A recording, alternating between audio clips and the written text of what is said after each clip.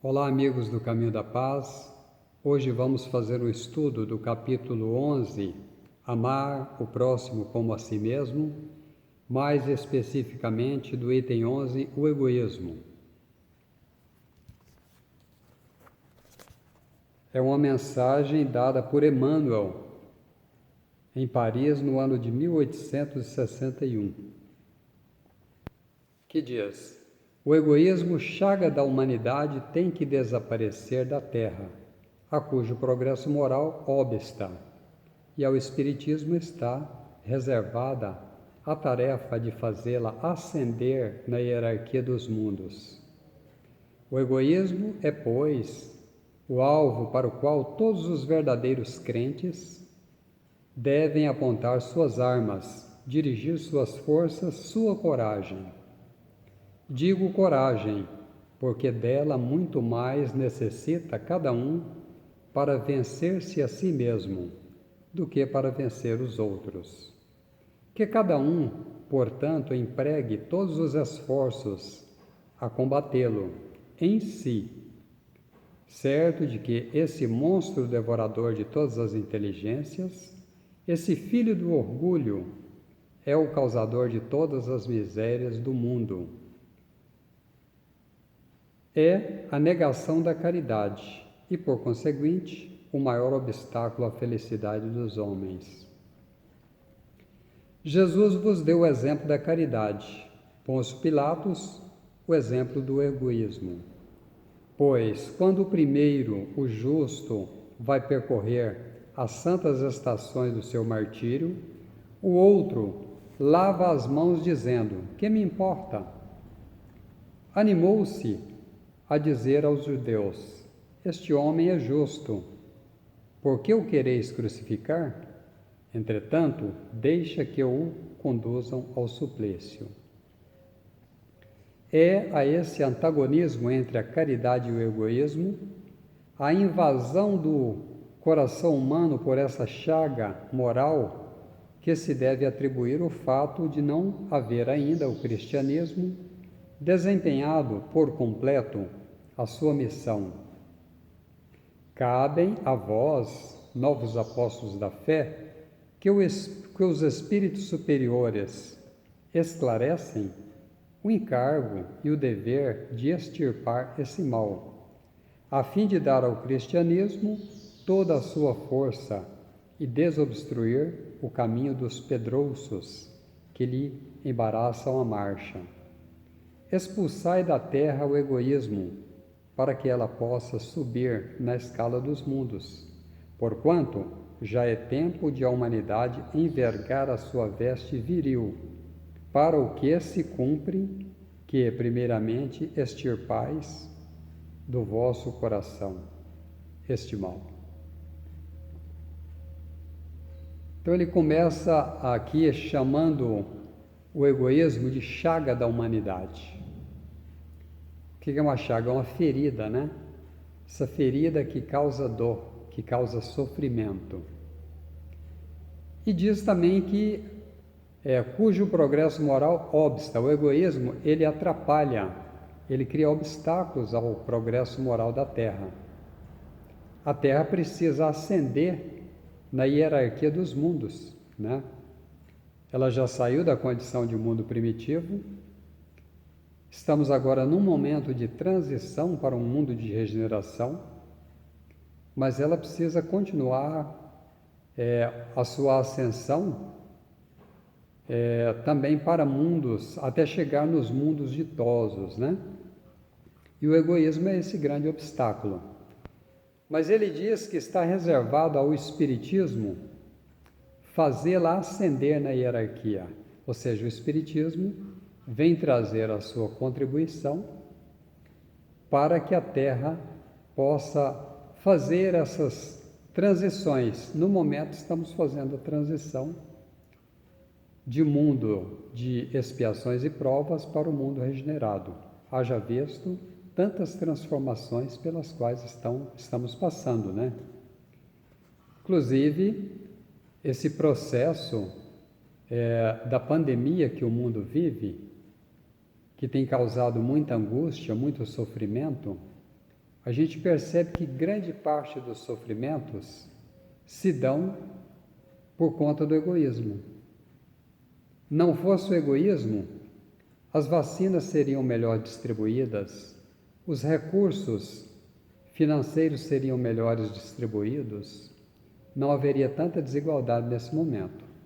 Porque se de um lado a gente ouve dizer que a Covid-19 ela é uma doença democrática, que ela atinge a todos de forma igual, sim, ela pode atingir a todos, a pretos, brancos, pobres, ricos, jovens, idosos, mas nós percebemos também que o acesso à saúde não é igual para todos.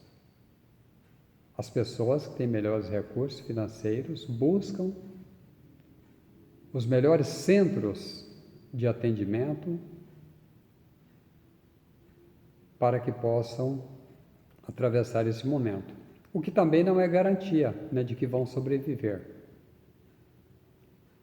Os pobres, às vezes, alguns nem sequer conseguem pegar uma condução para ir até um posto de saúde. Isso ocorre na humanidade, no mundo inteiro, devido ao egoísmo, porque é o egoísmo que faz que se perpetue tanta desigualdade social em todos os países, inclusive aqui no Brasil. E ele diz que o Espiritismo, né, tem essa tarefa de fazer a Terra ascender, mas como? Através do esclarecimento, porque ele vem mostrar que nós não somos habitantes definitivos aqui do plano físico, que nós estamos aqui passando por um estágio e que nós vamos, nessa rápida passagem, deixar aqui a nossa contribuição e retornaremos aqui várias vezes através do processo reencarnatório e que as próximas existências vão depender das anteriores. A gente planta, a gente colhe aquilo que plantou. E o gênero de provas que nós vamos enfrentar nas próximas existências serão acordes à nossa necessidade de progresso. Então, a vida que a gente leva aqui hoje, a maneira com que nós conduzimos o nosso destino, ela é definidora das nossas condições futuras. Por isso, precisamos urgentemente combater o egoísmo. E os conhecimentos espíritas ajudam muito. E ele diz que todos os crentes aqui, todas as pessoas que creem em Deus, independente do rótulo religioso, né, deve apontar as suas armas para o egoísmo, dirigir as suas forças para combatê-lo, a sua coragem, mas que essa coragem ela é necessária principalmente para vencer-se a si mesmo, ele diz aqui. Porque não é vencendo os outros que nós vamos demonstrar essa coragem. É a coragem para combater o egoísmo em nós mesmos. Então, ele exorta que cada um, portanto, empregue todos os seus esforços a combatê-lo e chama o egoísmo de monstro devorador de inteligências. Porque o egoísmo, quando nós assimilamos as ideias que ele traz consigo, nós ficamos com a nossa inteligência embotada. Nós não conseguimos raciocinar com a lógica, com empatia. Nós não conseguimos nos colocar no lugar do outro. Por isso que ele é um monstro devorador das inteligências, vai nos consumindo. E essa necessidade, as necessidades propostas pelo egoísmo, elas são buracos sem fundo. Quanto mais a gente tem, mais a gente quer. E menos a gente pensa nos outros. Por isso ele diz, é a negação da caridade. E, por conseguinte, o maior obstáculo à felicidade dos homens. Porque a felicidade dos homens, a felicidade humana, ela passa necessariamente pela caridade. A gente vê em um outro capítulo que a caridade é esse estandarte, essa bandeira sob a qual os homens viverão em paz, né? Na terra, porque ela vai estabelecer relações de empatia, de colaboração, de cooperação, e no céu, porque aqueles que a praticarem aqui, eles vão se encontrar numa condição de consciência tranquila. O céu aqui é o plano espiritual. Uma condição de ter a certeza do dever cumprido, logo o acolhimento dos mensageiros espirituais, logo as novas oportunidades de progresso que se descortinam para o espírito nos dois planos da vida. É a esse antagonismo entre caridade e egoísmo, a invasão do coração humano por essa chaga, que se deve atribuir o fato de não haver ainda o cristianismo desempenhado por completo a sua missão. Então, o egoísmo ele tem dificultado que o cristianismo cumpra a sua missão. Mas que missão é essa do cristianismo? O que Jesus veio trazer com a sua mensagem? Quando ele disse, a minha paz vos deixo, a minha paz vos dou. Ele veio trazer essa proposta de paz e de harmonia. Ele disse, ouviste o que foi dito, olho por olho, dente por dente. Eu, porém, vos digo, não resistais ao mal. Ele vem propor, então, uma nova perspectiva de vida em que os homens não mais se combatessem uns aos outros, mas que cada um combatesse a si mesmo nesse bom combate para vencer o egoísmo, o orgulho, a vaidade e todos esses vícios que nos mantêm imantados à matéria, que impedem o nosso progresso espiritual. E para que o cristianismo possa cumprir essa tarefa, a sua missão, nós precisamos combater o egoísmo, porque o egoísmo, ele causa esse embargo, né?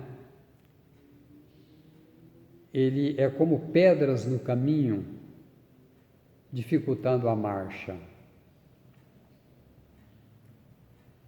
E ele cita aqui que Jesus é o exemplo da caridade, enquanto Pôncio Pilatos foi o exemplo do egoísmo. Pôncio Pilatos, naquele momento, só pensou na sua condição política. Ele não quis ficar comprometido politicamente. Ele até reconheceu que Jesus era um justo. Quando perguntou, por que querem, por que quereis crucificar este homem? Este homem é um justo. Mas ele poderia ter impedido que Jesus passasse por aquele suplício e ele não o fez. E Emmanuel continua dizendo, cabem a vós, novos apóstolos da fé, ou seja, os espíritas, que os espíritos superiores esclarecem, sim, somos nós, cabe a nós os espíritas, o encargo e o dever de extirpar esse mal. Ou seja, nós estamos encarregados. Muitos de nós não vamos conseguir nessa existência caminhar muito. E além desse encargo, temos também esse dever de extirpar esse mal, a fim de dar ao cristianismo toda a sua força e desobstruir o caminho dos pedrouços que lhe embaraçam a marcha. Mas como nós espíritas podemos fazer isso? Através das pregações? Sim, mas não só das pregações. E lembrando que a principal pregação que nós podemos fazer é através do nosso exemplo. Vamos lembrar que Paulo nos advertiu, né, que ele poderia falar a língua dos homens e dos anjos, se não tivesse amor, nada seria. Poderia distribuir todos os seus bens, se não tiver amor, nada seria. Então é preciso colocar amor nos nossos atos. É preciso desenvolver esse sentimento de empatia para com o outro. Porque doar as coisas que nos sobram é fácil. Dizer palavras amenas, palavras bonitas é fácil. Mas precisamos vivenciar essas atitudes cristãs. O irmão Jacob, quando nos conta a sua história, ele diz que praticou muita caridade material aqui no plano físico, escreveu muitos artigos, transmitiu muitos passes, fez muitas palestras, mas ao chegar ao plano espiritual ele percebeu que chegava triste, acabrunhado, embora recebido por amigos espirituais, ele se sentia de mãos vazias. Porque mesmo que tivesse uma grande folha de serviços prestados, faltava a ele aquela iluminação interior. E aí ele se lembra que ele não mudara muito o seu íntimo. Ele fez muito pelos outros, mas pouco por si mesmo, porque não fez aquela transformação que o Evangelho nos exorta. Ele não melhorou muito na sua paciência, na sua resignação, na sua empatia com o outro. Então, nós espíritas temos essa filosofia do trabalho, né? O trabalho assistencial, o trabalho mediúnico, mas muitas vezes esquecemos desse grande trabalho, que é o trabalho interior. Por isso que ele assevera, primeiramente, o expilais de vossos corações. Nós precisamos primeiro trabalhar em nós. Se não vamos, por isso, parar de fazer a caridade, parar de fazer as palestras, os estudos, as doutrinações, divulgar a doutrina. Mas antes da gente ter a pretensão de combater o egoísmo nos outros, nós precisamos ter a intenção de combatê-los em nós mesmos. Senão nós seremos, como asseverou Paulo, aquele sino que tine em vão, porque a gente vai fazer as coisas sem ter amor. Gandhi nos asseverou que quando o homem atinge a plenitude do amor, ele consegue neutralizar o ódio de milhões. O amor é contagioso. Então, as nossas mudanças para melhor, elas são percebidas pelas pessoas que convivem conosco, e inclusive pelos estranhos também, porque nós nos comunicamos através da palavra, dos gestos, das atitudes, mas nós trazemos também um hálito mental, nós trazemos também uma energia que é percebida subliminarmente, que ela é percebida intuitivamente pelas outras pessoas. Ao lado, ante uma pessoa de bem, nós nos sentimos fortalecidos, encorajados, a gente sente essa energia sem perceber.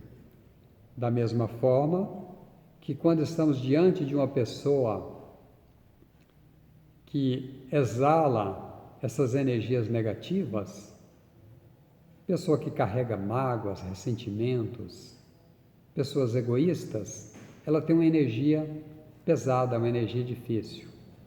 Então, por isso, nós precisamos combater, primeiramente em nós, o egoísmo. Porque ao fazer esse combate, nós vamos melhorando essa nossa energia, com isso nós melhoramos os nossos pensamentos, as nossas palavras, os nossos gestos e atitudes, E através disso nós conseguimos contaminar positivamente outras pessoas.